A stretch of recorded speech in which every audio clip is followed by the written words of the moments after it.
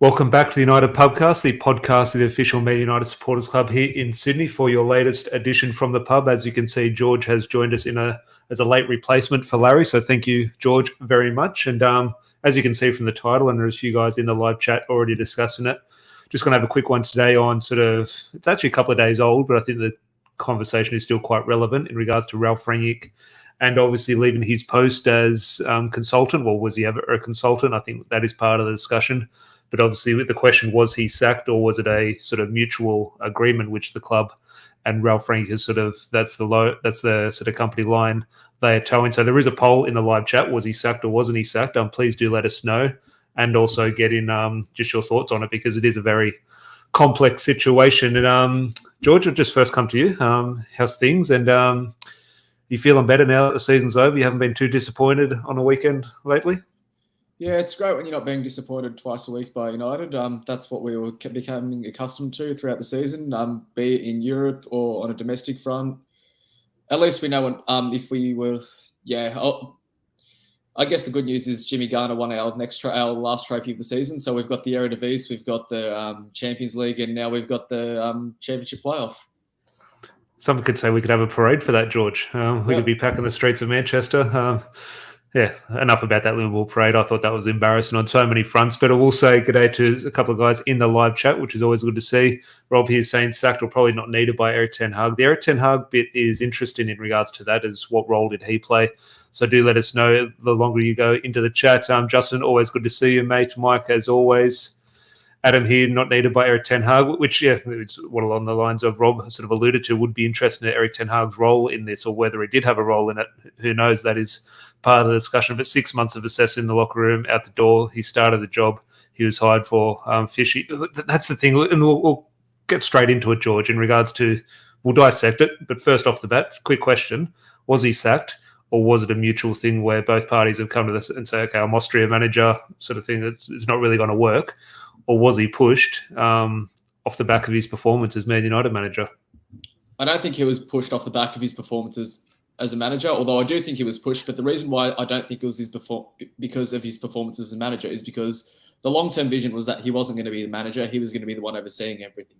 The reason why I believe he was pushed out the door is because he effectively exposed all the wrongdoings at the club. For example, why did we sign Palestri, Diallo for so much money and not going to play them and probably just going to loan them?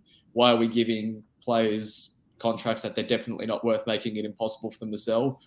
All of these things effectively have exposed his bosses for their priorities not being football. And if someone in any workplace is destroying your agenda, you're going to get rid of them.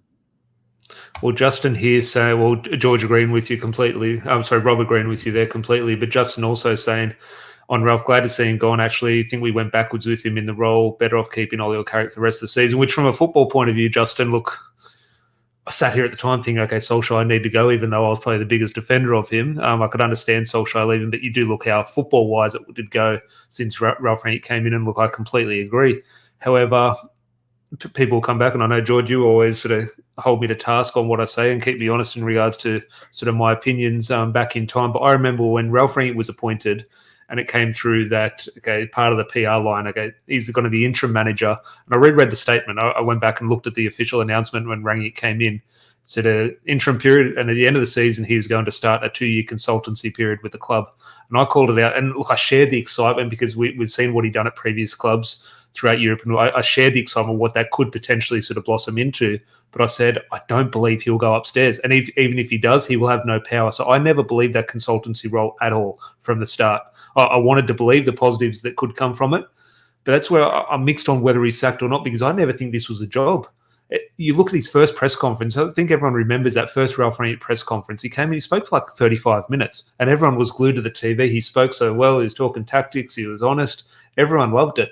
One of the most alarming sort of lines from that press conference, which is still stuck with me, they asked about that consultancy role, and he said, I don't know anything about it. I said, well, the club have put this line out, but I don't think Ralph Rangnick was ever it was written in his contract or anything. I think he was completely in the dark. And I think they never, ever intended to give him this role, because the owners, board, or however you want to dissect it, okay, Woodward, Arnold, or the Glazers, however you want to sort of mix all those together in regards to who has the balance of power, they're the same people. Like, I know Rich Dunn, it looks like one or two things are changing, But ultimately, the Glazers and the board, they will not change. They're still the same money hungry. They're sort of eager for so much control and power, and ultimately things won't change. And to give a manager like Ralph Rangnick or a person like Ralph Rangnick that power and control was never on the cards, in my opinion. So that is where I'm mixed on. I think he has been sacked because he hasn't been continued in his role. But I also think, well, he was never given the role, so he's not really sacked. His interim period finished, and that was the end of the contract for me. Yeah, with regards to the comment about how we went backwards this season, I think it was inevitable. The reason being is because the way that Rangnick plays his football, you need a whole preseason getting drilled into that way, especially the gegenpressing. And when we don't have the players with the tactical discipline to execute that, you saw. I almost feel as though Ralph was thinking, bugger this.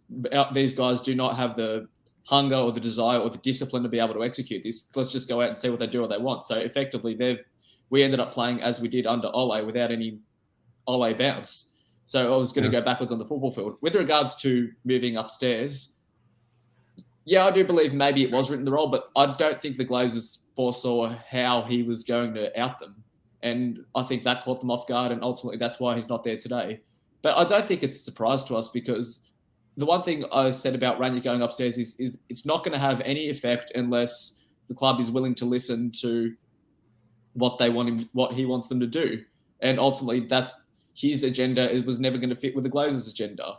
And do you think it's potentially, just on that point you make there, do you think it almost comes down to that? Let's say he has been sacked, and okay, was it off his footballing sort of results and his performance as manager, or was what he wanted to achieve in regards to a football sort of directorship sort of role, or does it come down to, as you say, what he said in the press conferences? Because you look at Jose, and how the football went sour under Louis van Gaal and Jose Mourinho, but the moment they started to speak out against the board and the club, they were shown the door. Ralph Rangnick, and we've praised Ralph Rangnick for being honest in these interviews and exposing certain issues with the club. We've enjoyed that. But ultimately, if he has been sacked, I think that is potentially where it has cost him. Yeah, I agree. Yes, as I said earlier, I do believe he was intended to move upstairs. Ultimately, that is what his role has been over the last decade. I don't believe he actually managed a club since he had Leipzig in an interim period, but his role there was being the club builder and as Red Bull as a whole. And I do believe the Glazers wanted him to try to achieve something similar at United, but not with breaking their model. And that model was effectively being the most profitable football club in the world. Well, that's a lot of what the Glazers have done over the years. That they're putting all these things together, throw this at that, and just hope something clicks. And at the moment, their roll of the dice 6 months ago was, let's give it to Ralph Rangnick, let's see if it works. It's with no plan or with no real conviction. It's okay, we'll go down a completely different route. And that is the best. But just one thing here, there's 2 points here, one from Adam, one from George. But Adam here is saying, I could tell something was up with Ralph and Eric Ten Hag in the first press conference from Eric Ten Hag. And George, following on from that, I believe Ralph was sacked. Why wouldn't Eric Ten Hag want him in his first season at United? I didn't believe in a consultancy role as Glazers want control over United. I was gutted. Ralph will be remembered. Throw Eric Ten Hag into this. I'm always a firm believer, and I'm very old school. I understand football's moving forward in regards to directors of football and sporting directors or technical directors or whatever you want to call to it. And we have a deputy football director now, and we still have Darren Fletcher and John Murtaugh. So I understand clubs are moving in that direction. And even successful clubs have that model, so fair play. I'm very old school in saying you have a manager, the manager should run everything. Okay, now, yes, they do have to delegate tasks here and there because it's obviously a huge job. But ultimately, in my opinion, I've seen Sir Alex Ferguson make Manchester United into the greatest club in the world. And the reason being, he had full control and he had full support of the owners and the board above him when things got tough. That is what sort of provided him with the platform to be successful. So I think Eric Ten Hag should have full control and full power. Does that happen at Manchester United at the moment, or at Man United or any football club in 2022? Probably not. However, have they gone to Eric Ten Hag and say, hey, do you want Ralph Rangnick to work alongside you or work above you? Because as I say, 1 or 2 people are picking up 1 or 2 things in press conferences and body language experts and everything in the media. There did seem to be something. I didn't really read into it, but you could definitely, if you wanted to, read something into Eric Ten Hag not fully being on board with Ralph Rangnick's presence. Yes and no. Look, it's one of those things that it does Ten Hag's style match with Rangnick's style. I guess you could argue maybe not, because if you talk about how Rangnick is on the ball, if you recall back to his training sessions where he's got a stopwatch where you've got to get a shot away in 8 seconds, win the ball back in 14. Does that suit Ten Hag's possession-based system? Yes and no. I guess you could argue you can be direct in possession against teams that are arguably better than you on paper, and you've got to be quick with your time on the ball. But then you could argue that's not necessarily the way we need to be playing against teams that are going to play a low block against us. So whether on a football spectrum, maybe there wasn't. Maybe there was a bit of a clash between Ten Hag and Rangnick's philosophies, but I ultimately don't think that was the reason Rangnick's not there. Yeah. No, well, just the last bit on here, Rob's just put a comment up saying there's no way last week he says, I'm keen to do both jobs. Next week he's gone by mutual consent or mutual agreement, which is one of the things that just, we never know what happens behind closed doors at Old Trafford, but you'd love like an Amazon documentary or something to get to the bottom of it. And he's saying, Justin here, can I change my vote to sacked? I was mutual before the pod started, but you guys have changed me. Well, look, that is what it's about, plenty of different opinions, and my opinion changes even when I'm speaking. I think that is part of it. I think it's always important to see both sides of the coin. But last time I did check that poll, maybe someone in the live chat can I'll remind you of that now, Tom. Of our viewers, 88% think he was sacked. Yeah, look, I think he has been sacked, but it's a sack with a twist. I think it's a kind of a... There's so many caveats to it because, as I said, I don't think he actually had a job to go into. That's my personal opinion. That maybe that's me being a little bit naive. But we'll move on. And a good story, a weird story, an interesting one that sort of has been rumoured about for a couple of weeks. But I just don't understand. I like it, George. I just don't understand. I don't know what this club is moving for. We've just hired a new manager, give him all the control. We have John Murtagh and Darren Fletcher. We've just sacked Ralph Rangnick going into this type of role, but now we've just brought in Andy O'Boyle as Deputy Director of Football. Now, he has had a couple of years working as sort of a talent ID, sort of scout and advisor for the Premier League, so advises Premier League clubs. Earlier than that, he was at Liverpool as one of Jurgen Klopp's fitness coaches. So obviously got a good pedigree in and around the game. But this is what I go back to a couple of minutes ago. I was talking, okay, clubs have technical directors, they have football directors, they have sporting directors. Now we have deputy directors of football. One, you have a manager who you do need to back, and he should be the main man for me.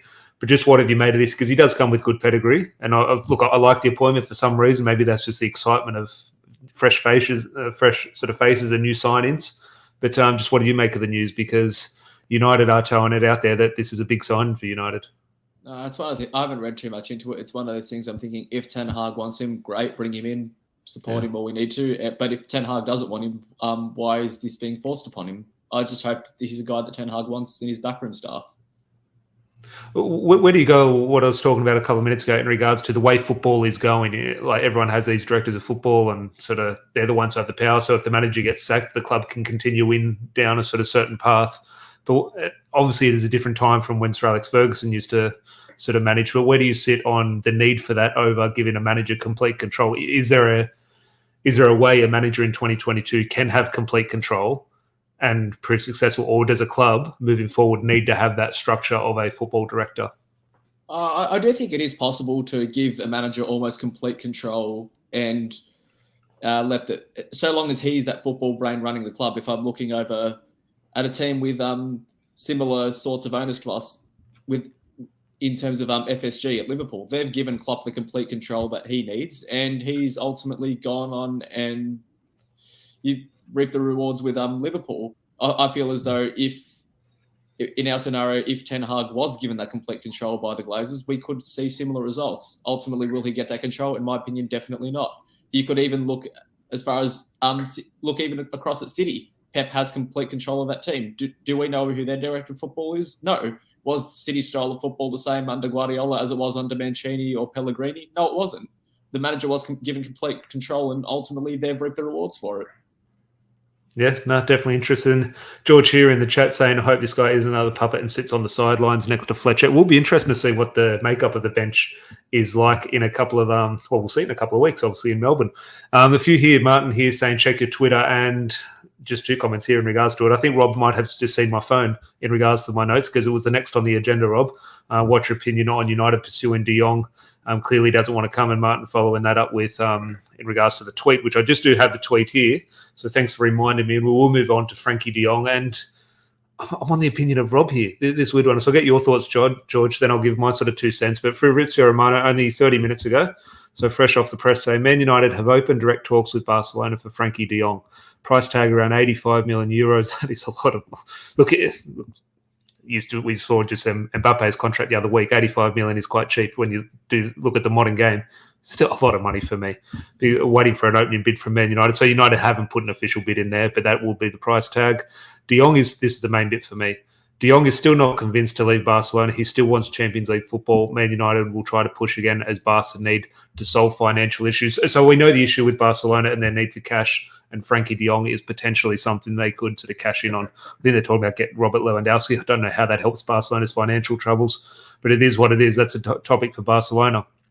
But in regards to this and Frankie de Jong, and there are two sides to this amongst the Man United fan base, I like Frankie de Jong as the player. When he comes and he's holding up the scarf and the shirt and says, I've always dreamed of playing for Man United in his first interview on MUTV, I'll fall in love with the guy. I'll say, what a signing.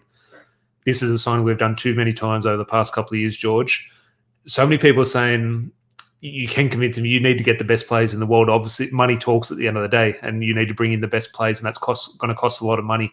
But I just come down to when things get bad or we put in a bad performance or a bad run of form, we always look at players and say, do they want to beat United?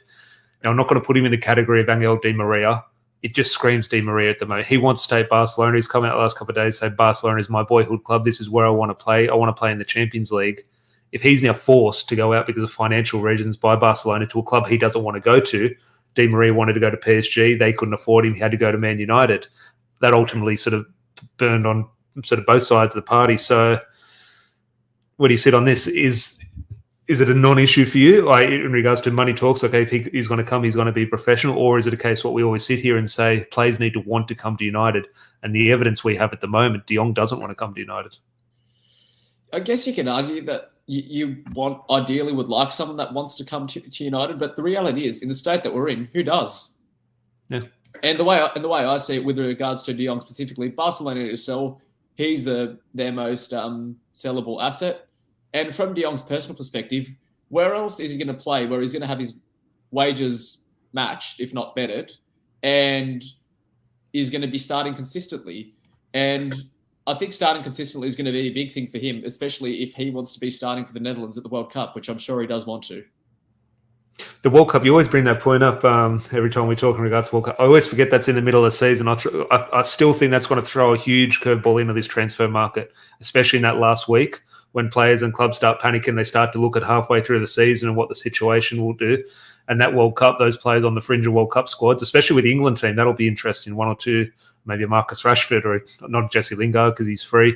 But that will be interesting how that World Cup does play out. And just one or two things here. I want to throw this question to Robin. Now, Rob's not on the pod, but he's in the live chat, and I'll throw this to Robin.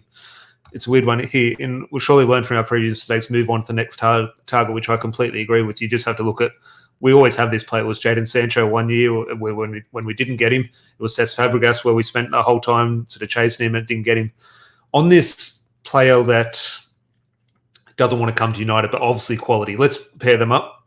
Scott McTominay, Frankie de Jong. So Rob in the live chat, answer this for me, and George, you can answer it on behalf of Rob as well. Scott McTominay, Frankie de Jong. Obviously, Frankie de Jong's 10 times the footballer. Who do you take? Do you want the better footballer who doesn't want to beat United, or do you take the lesser footballer who will give his all? Because it's one of those ones, okay, which one's going to provide the better results over the course of the season? You would argue, okay, the better footballer ultimately will, but the issue we've had with the better footballers that when things go bad, we're saying, oh, I don't want to see, they're just here for the money. We might as well get someone in who throws a tackle in and gives a shit. So I'm just thinking, where do you balance that up in regards to, you just make the point, many people won't want to come to United. Maybe Timber, he can stay at Ajax and play Champions League football. Anthony can stay and play Champions League football at Ajax. Do they really want to come to United? So I'm just, how do you balance that up in regards to, there ultimately has to come a time where you're going to have to convince someone with some cash.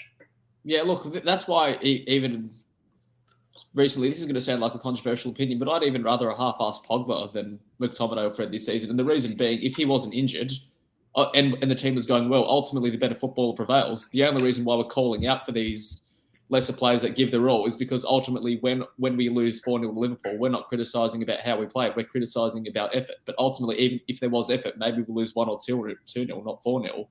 Ultimately, in my opinion, a loss is a loss. But if you do have that better footballer in a game that's winnable, that better footballer will prevail.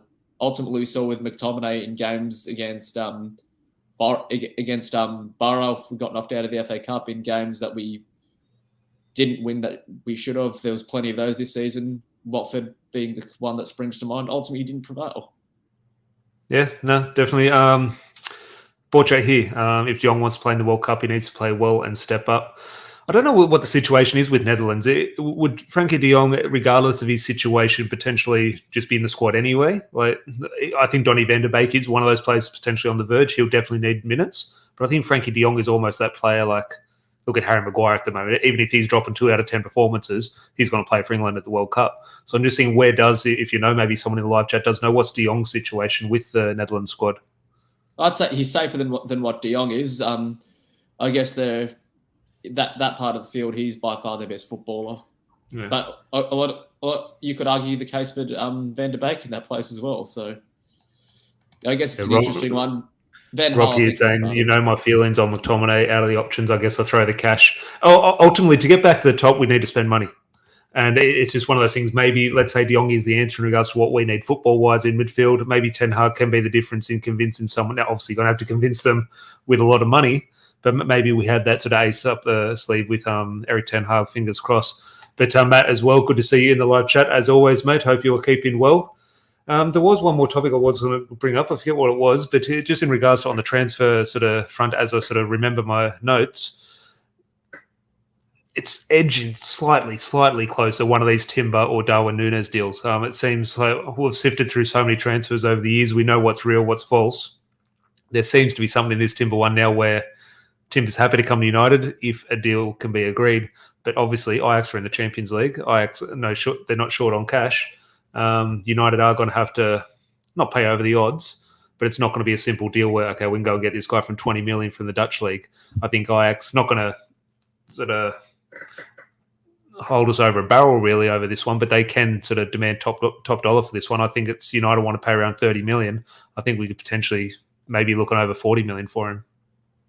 Yeah, I think that's the United tax. Obviously, being a public company, you can see exactly how much money we have to spend, and teams rightly will take advantage of that. I do think Timber does happen, especially with our need for a partner for Varane. Darwin Núñez, I do think we will eventually be priced out of the market, though, by other competitors. I think this is Larry here in the live chat. If it is, the Gone for 10 show, a bit of rugby league content. Núñez is a donkey of a footballer, Lukaku clone. We have had that discussion. And I think that's an interesting one with Núñez because that's, look, I've seen him be absolutely brilliant on YouTube, but then I also saw a YouTube compilation of his touches, and a lot of the touches are very Lukaku-like. Personally, I don't rate him. It's weird. If he goes to Liverpool, everyone would rate him. If he goes to United, those touches will be highlighted. I think I've seen another 10-minute compilation of Erling Haaland's touches gone about 30 metres off his shin as well. And Larry and I have had many discussions about Lukaku and Haaland. Now, obviously, Haaland is going to go to Manchester City and Pep Guardiola and look sort of quite a strong player. Obviously, fingers crossed he doesn't, but the money would suggest that he's going to hit the ground running. But Darwin Núñez is one of those players. No one was having a cry when he was tearing things up for Benfica in the Champions League. Didn't he score against Ajax, or Benfica knocked Ajax out of the Champions League, I think? Yeah, he scored in that game, and he also scored against Liverpool. But as I said, we make this point about Haaland, elite goal scorer, not an elite footballer. And that's with regards to Haaland, just to go a bit off the tangent with Haaland. I do think he will be a success at Man City, but but not under Pep. Pep requires his footballers to be good on the ball, regardless of where you are on the pitch, and you can't just have someone that doesn't work. Haaland, as we've known, is just a pure goal scorer. So I do think he will be a success at City, just not under Pep. And I think the signing of Haaland is an indication that Pep won't be there within the next 2 years max. How much you look at this striker's role, and there's so much sort of debate about it at the moment in regards to Ronaldo. Now, a lot of people said Ronaldo was the worst player, the worst thing for Man United. Then a couple of goals later, he was the best thing for Man United. In regards to football, you do look at Haaland. I don't rate him as a footballer. As a goal scorer, you could say potentially the best in the world. You look at Lukaku when he's on it. Obviously, he hasn't been on it this year, thank God. But when he's on it, he's an unbelievable goal scorer or an unbelievable threat to the opposition.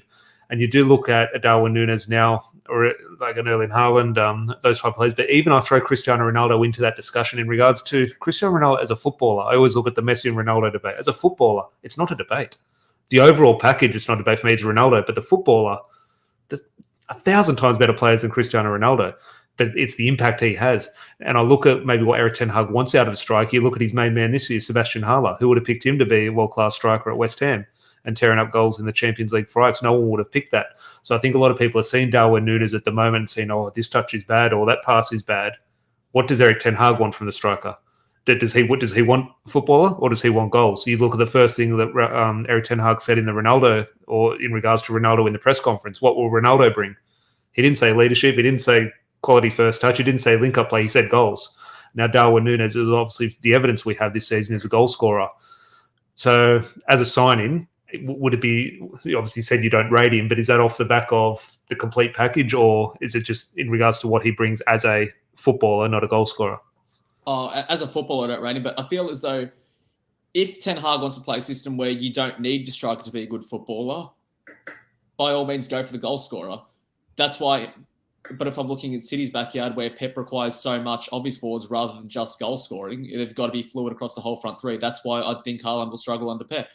But let's say if we were to bring Haaland in, where Ten Hag wants to play a way where just the pure goal scorer will thrive, I think that pure goal scoring forward can thrive at United.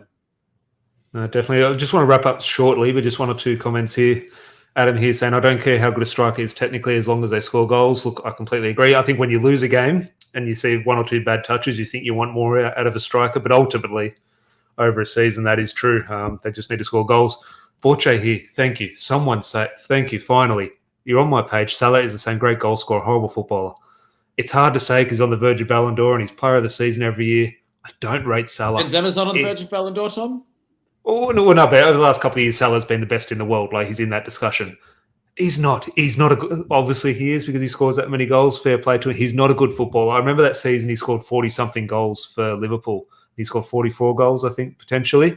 I don't know why I found myself sitting through a compilation of goals that season. I'm telling you, say 44 goals, I'm telling you, 39 of them were defenders standing on halfway playing the offside trap or tripping over their own feet in the 18-yard box. He's just... Well, I always say, Watford. But I always say this. They play Watford every second week. Liverpool. I'm telling you, Watford or Norwich, they're always playing a team in yellow at Anfield every week. But in regards to Salah, there, I remember when Matteo Darmian and look how sort of ridiculed he was at Man United, or how ridiculed Luke Shaw is. If it's Matteo Darmian or Luke Shaw up against Mo Salah, I'll back the Man United player to get the better of Salah. Now, ultimately, Salah scored a hat-trick this season at Old Trafford, but he's just one of those players. As a goal scorer, yeah, phenomenal. You can't argue with stats. But as a footballer, yeah, he is one of those players which maybe in the Ronaldo bracket, I rate Ronaldo as the best ever, which is weird. As a footballer, I don't really rate him too highly. But ultimately, he's the best because of what he's able to produce. But there are just one or two more things here before we do wrap up. Larry here saying difference with Pep is Haaland might not start every game. He'll coach him and make him complete. Look at Grealish this season. Always with Pep and Guardiola, there's always that big money signing who comes in. Sort of takes 6 months to get going, and maybe Grealish is that. Will be interesting to see how he kicks off next season. I'm with George with Darwin, but who would you want? That is the next bit. Larry here saying in Cuckoo, if not Darwin Núñez, because he's the only striker linked at the moment. Obviously, we are sort of linked to bring in a striker, but besides him, is there anyone that does spring to mind? Look, that's a very good point from Botcher. Yeah, not really too many that do spring to mind. Obviously, Lewandowski is the elephant in the room, but I don't think he wants to come to United at that stage in this stage of his career and then have to challenge Ronaldo being the top dog. If Ronaldo wasn't here, I think that would be something United would be all over. Yeah, I agree. But obviously, could we pull it off? Probably not. Lewandowski at this stage of his career doesn't want to be in a rebuild. I'm throwing one out there, George, and I think it might be Rob in the live chat again. I'm pointing out Rob in the live chat tonight a lot. Unfortunately, sorry, mate. I'm going to throw a name out there, and it's a little bit of recency bias. Okay, Richarlison. Off the back of what he did with the Liverpool fans over the last couple of days, give him what he wants. Give him the number 7 shirt at United when Ronaldo leaves. Did you follow that story? Did everyone in the live chat? I'm sure you've seen this. Oh my god! Him and his feud with Jamie Carragher, even better. Well, that was a couple of days before. He's the sort of guy that when shit hits the fan, you're going to hate him, but if things are going well and his shithousery is at its peak, the fans will love him. Yeah, no, he's one of those players. I think deals like that. I think we could have got Calvert-Lewin in if Everton did go down. He's another guy I'd look at. But I think it will be interesting. Yeah, okay, the relegation probably saves them in regards to the transfer fees. If they went down, United could have been all over those deals. Now, do you want to be spending, I don't know, I'm not saying he's worth this, obviously not, but do you want to be spending 60, 70 million on Richarlison to be back up for Ronaldo? Left field option, if you're going for someone cheap that's been relegated, Wout Weghorst, he tore us apart. Yeah, no, that's not happening. No, not happening. I know you like a Burnley player or two, but yeah, no, definitely not going around him. But Mike here saying in regards to De Jong, yeah, Mike said we covered this a little bit earlier, Mike, in regards to De Jong, and yeah, I think everyone is along the right track of hopefully he can be convinced, but hopefully not just through the cash. Hopefully, it can be through football and ideals. But George here's saying we need someone who wants to be here. That's needs a service to succeed, and Richarlison isn't worth more than 30 million. I think it's I have no idea what I'd spend on Richarlison. I'm not saying he's the answer. I'm not saying go get him, but off the back of he did against Liverpool on Twitter the last couple of days, and if everyone, I won't bore everyone, it's a 5-minute story, but if anyone hasn't seen the story, just go onto Twitter and type in Richarlison and bus, or Everton fans and bus and Liverpool. It's a fantastic story and absolutely made my weekend. Forget Liverpool losing the final, that was good. But seeing some Everton fans, it was brilliant. I can maybe dedicate an episode to it in the next week or two when there is no football. But is there any other news I have missed, George? Yeah, just before we wrap up the podcast, obviously our thoughts with Andy Gorham and his family following the news that's come out about him. Yeah, definitely. I think it's one of those ones. Sometimes you see players who get sick or something happens in their personal life, and you think, oh, that's very sad. But ultimately, this news is along those lines, potentially even worse. Obviously, diagnosed with terminal cancer, and the one or two sort of news articles that I did read that it was 6 months to live, which is very sad. I remember when he came in for United. There's a game I remember it was against Coventry. I think on 4-2. I think potentially. I think Ryan Giggs scored a loop-in header.